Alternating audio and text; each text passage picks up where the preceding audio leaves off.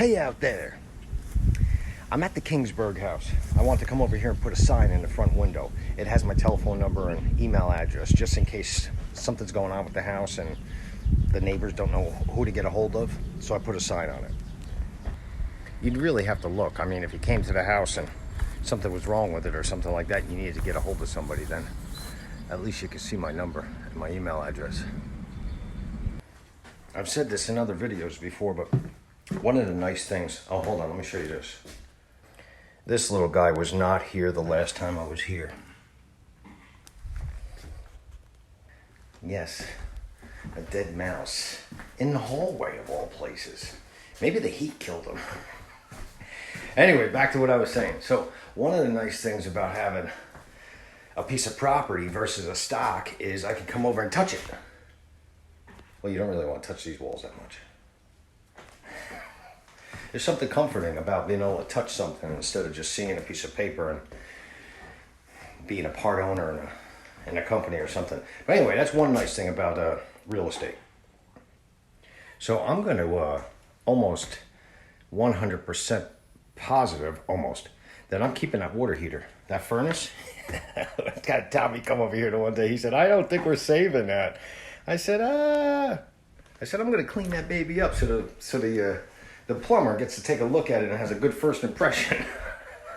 Well, listen, I had a couple different ideas about Keansburg. First of all, I came down to Keansburg on July 5th. So July 5th was a Monday, right? A lot of people had off, but I took a ride around Keansburg Boardwalk just to see what kind of activity that was going on. Well, I never saw Keansburg so busy. There's a gravel parking lot on the left-hand side of the boardwalk, and every single spot was packed. I don't think I'm exaggerating when I say maybe 2,500 cars. Then I went to the other side of the boardwalk where you park against the beach. Every single spot was packed, and people were driving around trying to find another spot. The boardwalk was hustling, bustling. The water park was out of control how busy it was. I'm telling you this because, I've made videos about Keansburg. I don't know where Keansburg is going. Is it going up? Is it going down? Is it staying where it's at? I don't know. That was a positive sign. It reinforced my feelings about wanting to keep this Keansburg house as a rental. So here you have my Keansburg house. And then you got this one. It's for sale. Matter of fact, that's my broker that's selling it. And I think it's under contract. I think it's under contract for close to $400. I don't know. This is a couple doors down. That's one of the neighbors' houses. It's been like that since I bought this, and I don't know how long it's been in that condition. That's what a raised house looks like if you never saw one. So this is in a flood zone, and they raised the house to go above the level determined by FEMA to be safe. I say safe, but I don't know about safe. I'm bringing that up because I'm not that familiar with lifting houses, and I've heard some stories where it starts at one price, and then by the time you get done, it's thousands of dollars above what they had originally estimated. So I went and looked at another house today in Keansburg, and I drove by this nice house, and there was an older gentleman outside cutting his grass, and his house was beautiful. So I said, let me pull over and talk to this guy. If you would have asked me a few years ago about pulling over and talking to some people about their property, I'd be like, nah, that's kind of weird.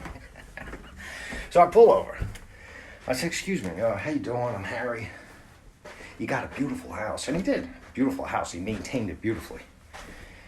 I said, I guess you were here when the storm came through and you lifted the house. And he said, yeah. And I talked to him about, hold on. I swear this wasn't upstairs the last time I was here.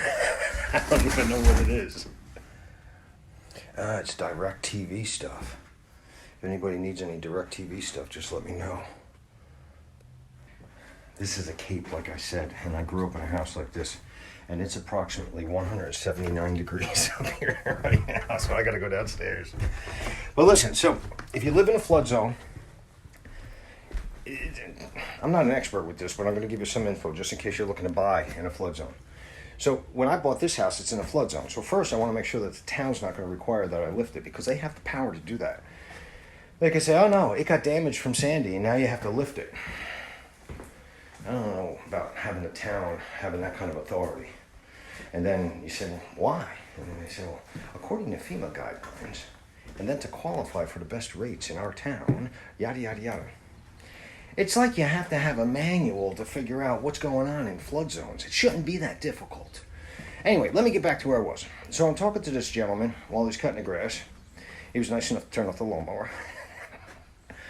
And he told me that it was a year from the time that he settled on a contractor to lift his house to when he got back into the house. And he made it sound like that wasn't that big of a deal.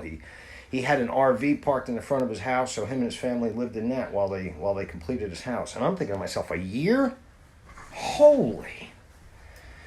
I didn't ask him the prices, but he did say that some things came up and everything was an add-on. He had to get his steps going down instead of coming down straight. They had to angle. That was an upgrade. Something else was an upgrade. Something else was an upgrade. So, again, I didn't get the prices, but I got to tell you, on his house, I bet you he's talking about $75,000, $80,000 minimum. And then if he had anything additional done, if he's getting a new roof on while they're doing it, or new flooring and stuff like that, it's probably even more. Now here's why I'm going. Here's where I'm going with this. Hey Harry, why are you telling us this? Because if you're buying in a flood zone, you want to do your due diligence before you complete the transaction. So in this case, in this house that I bought, I went down to the town. Hey, listen, can you tell me what's going on with this? Well, it didn't get any substantial damage. Well, that's great. So that means it doesn't have to be lifted, according to the town. Great. That's the first obstacle.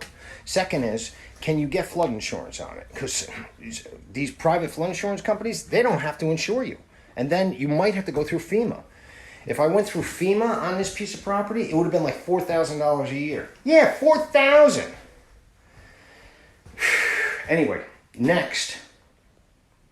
The next obstacle that I imagine some people don't realize, and once the cat's out of the bag, it's out of the bag, if that's the saying. It's the FEMA guidelines as far as a 50% rule. So let's say this house, the improvements, which is the structure on this property, let's say it's $80,000 just for simplicity. I don't know if it's 80 or 100. That means that FEMA allows up to a 50% renovation. You could spend up to 50% of the improved value without triggering the new FEMA guidelines and having to lift the house. So you gotta be careful. You know, you go down to the town with this massive budget because you put in top-end stuff inside the house and everything else like that, and the town could come back and say, hey, listen, we're only assessing that property, the improvements on it, for $60,000, and you went to $50,000 in renovations. Now you have to lift it. I don't even know what I would do in that case. So I'm telling you guys that because sometimes a house will come on the market and, man, it looks tempting. $180,000, 2 blocks from the beach. 1,700 square feet, doesn't need that much work. Well, after what I just got done telling you, it might not be that good of a deal. So I hope that helps somebody out there that's looking in this area and it's in a flood zone. If you have any questions, reach out below. Subscribe, like. Talk to you later.